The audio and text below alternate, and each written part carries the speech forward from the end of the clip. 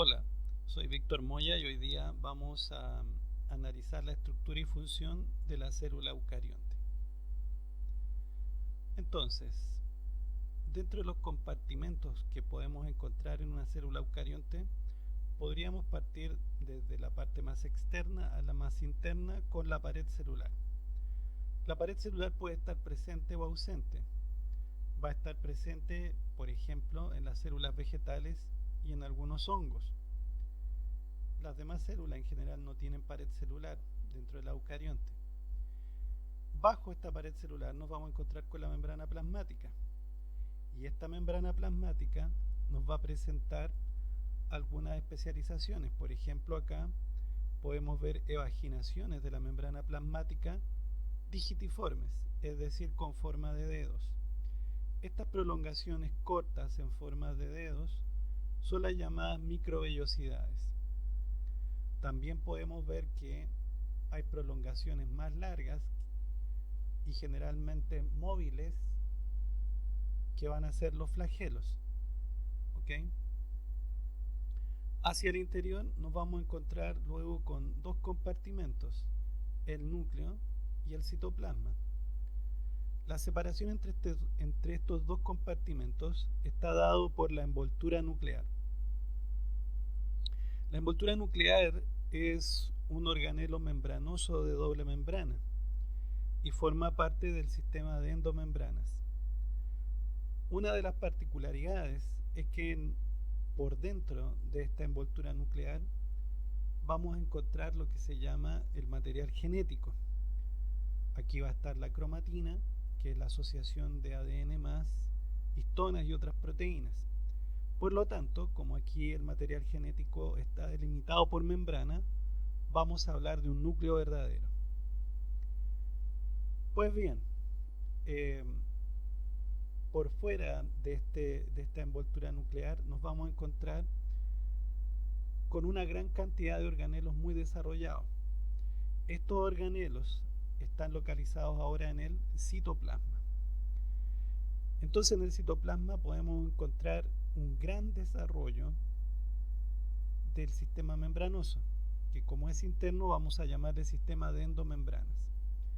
Entonces el sistema de endomembranas, como ya hemos dicho, incluye a la envoltura nuclear, pero presenta estos otros organelos, como por ejemplo el retículo endoplásmico rugoso, el retículo endoplásmico liso, el aparato de Golgi y una gran cantidad de organelos membranosos, como por ejemplo las mitocondrias o los cloroplastos, si se tratara de una célula vegetal.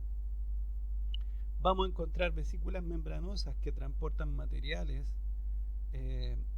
dentro del citoplasma, y vamos a encontrar organelos membranosos pequeños como los peroxisomas o los lisosomas.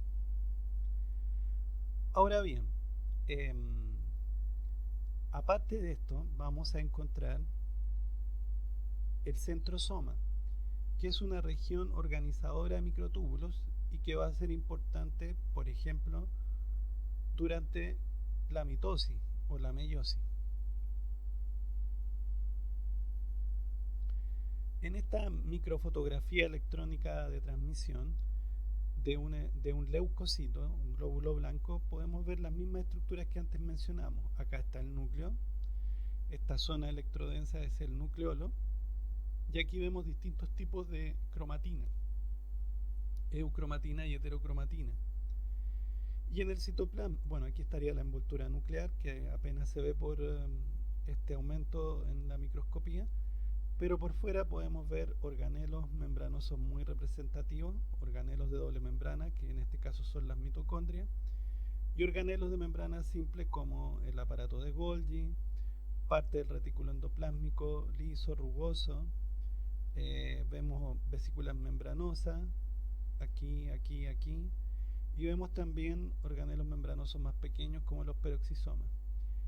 En el borde externo, esta zona también electrodensa correspondería a la membrana plasmática.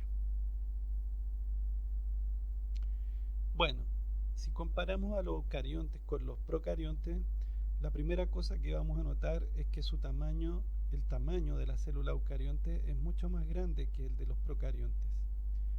Fíjense ustedes que las células eucariontes, el tamaño promedio oscila entre 10 y 100 micrómetros, pudiendo ser incluso más. Si pensamos en los ovocitos, que en general son las más grandes, un ovocito humano solamente mide 120 micrómetros. En cambio, en los procariontes, su tamaño oscila entre 1 y 10. Como ya hemos señalado, en el caso de los eucariontes, debido a que hay envoltura nuclear, hay un núcleo definido, es decir, el material genético está rodeado por esta envoltura, cosa que no sucede en los procariontes. En el caso eucarionte, esta misma envoltura nuclear marca el límite entre el citoplasma y el núcleo. En los procariontes todo es citoplasma. Si pensamos en el ADN, también aquí hay diferencias importantes. En los eucariontes, las moléculas de ADN están asociadas a proteínas, particularmente histonas, constituyendo la cromatina. En los procariontes, ese ADN es desnudo, o sea, está no asociado a histonas y estas proteínas. Por otra parte, las moléculas de ADN en los eucariontes son lineales, a diferencia de las moléculas de ADN de los procariontes que eran circulares. Las moléculas de ADN de los eucariontes además presentan muchas regiones de ADN repetitivo. En cambio, los procariontes tienen poco o nada de ADN repetitivo. Si nos vamos a los genes, que aquí no aparecen mencionados en esta tabla, nos vamos a dar cuenta que los eucariontes tienen genes monocistrónicos. En cambio, los procariontes van a tener genes policistrónicos.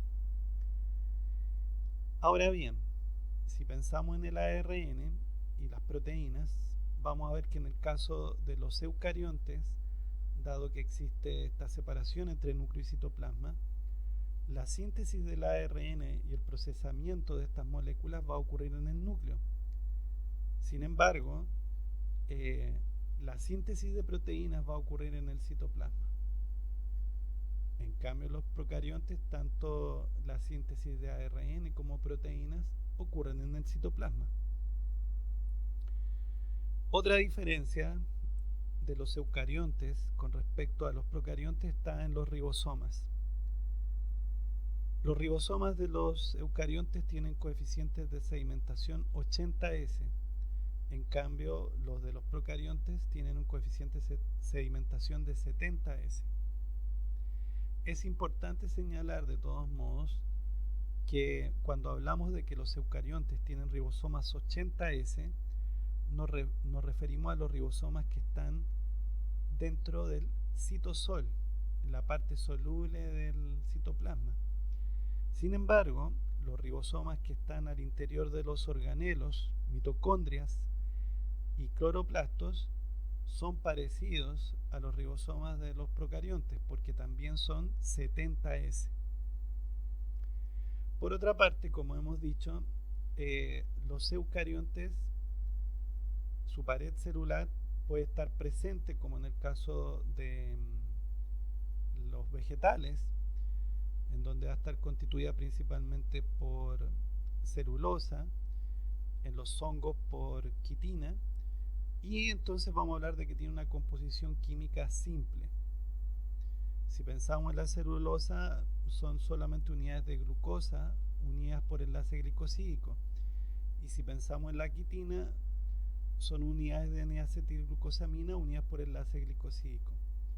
En cambio, la pared celular de los procariontes, si está presente, que es la gran mayoría, ahí hablábamos del peptidoglicano, y eso es mucho más complejo en organización.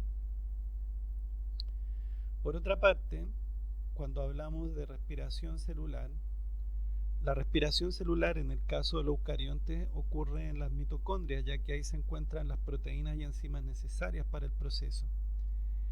En cambio, en los procariontes, si tienen la capacidad de hacer respiración celular, respiración aeróbica, esta se debe a que tiene las enzimas y las proteínas necesarias localizadas en la membrana plasmática o en estos derivados de la membrana que son los mesosomas.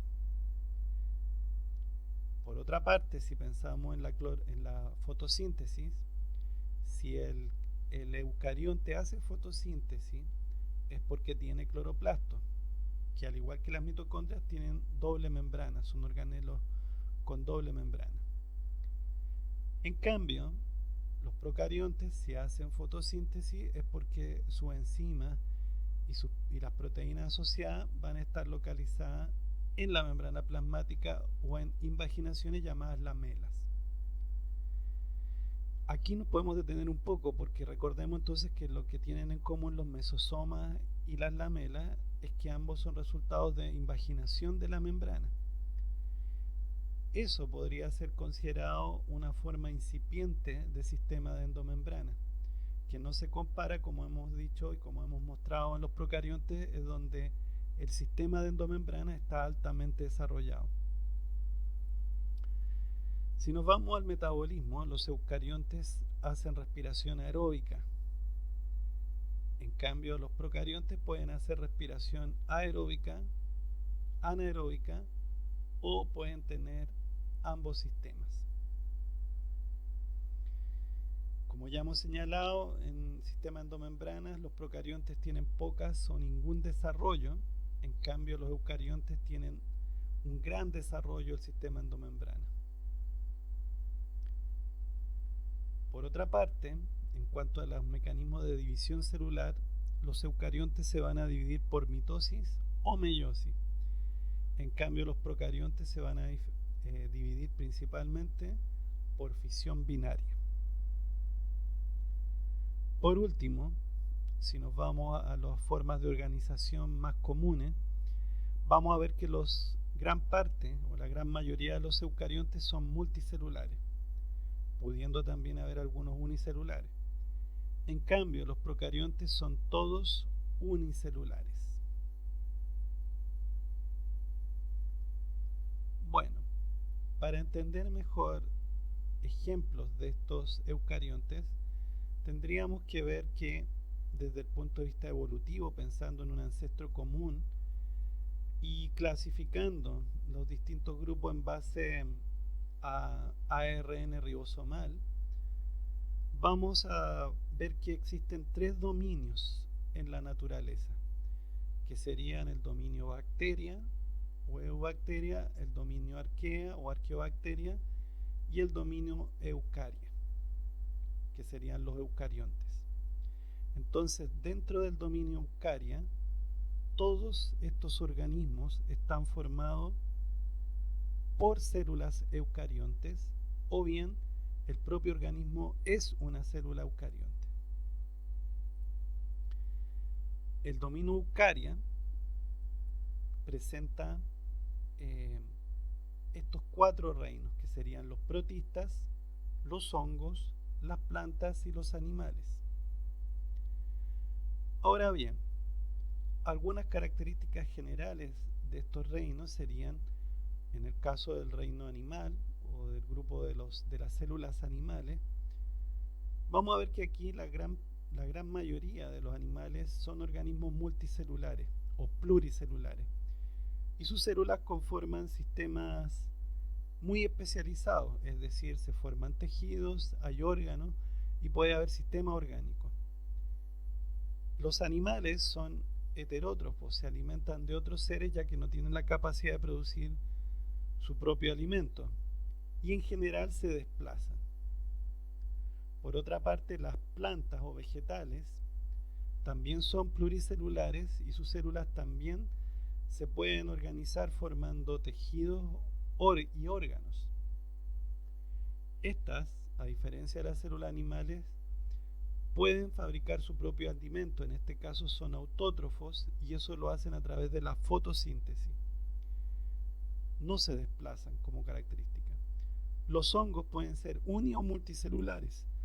En general se alimentan de otros seres, de sus desechos o de los restos que ellos generan al morir. No se desplazan. Los protistas, por su parte, pueden ser uni o multicelulares, y aquí tenemos todas las variantes. Algunos son autótrofos, otros son heterótrofos, etc. Y generalmente se desplazan flotando o impulsándose dentro del agua.